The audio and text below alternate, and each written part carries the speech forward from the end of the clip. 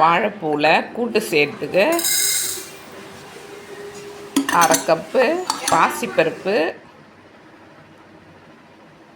1/2 cup கடலைப்பருப்பு, 1/2 cup துவரம்பருப்பு, இதை 3ஐயும் சேர்த்து நல்லா 3 முறை கழுவிட்டு ஒரு 1/2 மணி நேரம் ஊற வச்சு இதை ஒரு குக்கரில் சேர்த்துக்கலாம். குக்கரில் சேர்த்து அது கூட ஒரு 3 கப்பு தண்ணி சேர்த்துக்கணும். அந்த வாழைப்பூ வேகிற அளவுக்கு தகுந்த மாதிரி தண்ணி சேர்த்துட்டு மஞ்சத்தூள் 1/4 ஸ்பூன் சேர்த்துக்கணும். வெங்காயம், சின்ன வெங்காயம் உரிச்சது ஒரு 6 வெங்காயம் சேர்த்துக்கணும். பச்சை மிளகாயம் 2 சேர்த்துக்கலாம். அது கூடவே ஒரு 1/4 ஸ்பூன் பெருங்காய பொடி போட்டுக்கலாம். உப்பு 1 ஸ்பூன் போட்டுக்கலாம்.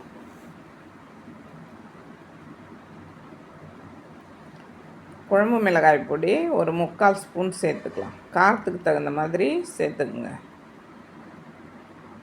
வாழைப்பூவை முதல் நாளே சுத்தம் பண்ணி மோரில் ஊற வச்சு நல்லா 5 முறை பிசைஞ்சு நல்லா க்ளீன் பண்ணி எடுத்து வச்சுருக்கிறோம் கழுவி. அதை எடுத்து குக்கர்லேயே போட்டுக்க வேண்டியது தான்.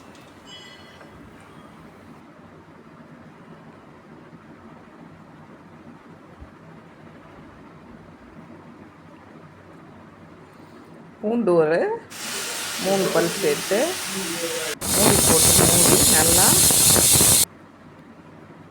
வேக வச்சுக்கணும். ஒரு மிக்ஸி ஜாரில் ஒரு 1/4 மூடி தேங்காய், அது கூடவே ஜீரகம் சேர்த்து நைஸாக அரைச்சி எடுத்துக்கணும். இது வாணலில் ஒரு 3 ஸ்பூன் எண்ணெய் ஊற்றி அதில் கடுகு சேர்த்துக்கணும்.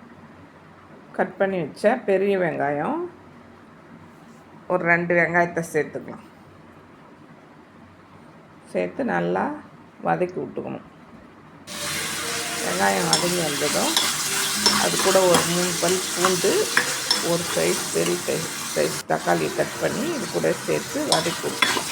அது கூட ஒரு ஸ்பூன் ஜீரகமும் சேர்த்துட்டோம். சேர்த்து நல்லா வதங்கி வந்ததும் குக்கரு ஒரு 3 விசில் வந்ததும் நல்லா வெந்து வந்துருக்கு பாருங்கள். திறந்து அது கூட இந்த வதக்கி வச்சதை எடுத்து அது கூட சேர்த்துக்கலாம்.